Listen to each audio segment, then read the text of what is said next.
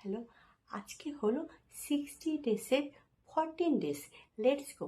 আজকে আমি আলোচনা করব স্কিন ক্যারেক্টারের এই পার্পেল কালারটি সম্বন্ধে। এই পার্পেল কালারটি তোমার স্কিনে যদি কোনো রকম ইয়েলো কালারের স্পট থাকে, তবেই তুমি এটাকে হাইড করবে এই পার্পেল কালারটি দিয়ে।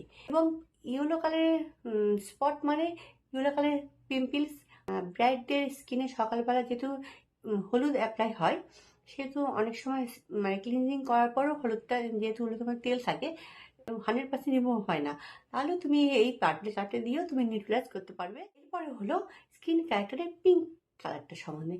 এই পিঙ্ক কালারটি তুমি হাইড করতে পারবে না। এই পিঙ্ক কালারটি কোনো রকম স্পট হাইড হয় না, বাট স্কিনে যদি তোমার কোনো একটু ফ্যাকাশে ফ্যাকাশে স্কিন থাকে, বা অনেকেই চায় যে মেকআপ করার পর স্কিনটা একটু পিঙ্কিশ পিঙ্কিশ লাগবে, তবেই তুমি এই পিঙ্কিশ কালারটি ইউজ করতে পারবে। এই পিঙ্ক কালারটি বাদে এতদিন যে আমি স্কিন কালারটা এতগুলো কালার সম্বন্ধে বললাম, যদি তোমার স্কিনে কোনো রকম স্পট বা কোনো প্রবলেম থাকে, তবেই তুমি এই কালারগুলো ইউজ করবে। আদার্স কিন্তু কোনো রকম স্কিনে যদি কোনো রকম স্পট না থাকে, 100% স্কিন যদি তোমার ফেয়ার থাকে, তা না হলে তুমি কিন্তু এইসব কালারগুলো ইউজ করার কোনো রকম প্রয়োজন নেই। আজকে হলো এই পর্যন্ত। আগামী দিনে আমি আলোচনা করব বিগিনার্স মেকআপ আর্টিস্ট এবং সেলফ মেকআপের জন্য স্কিন ক্যারেক্টার তুমি পারচেস করবে, সেই সম্বন্ধে আমি ডিটেলসে আলোচনা করব।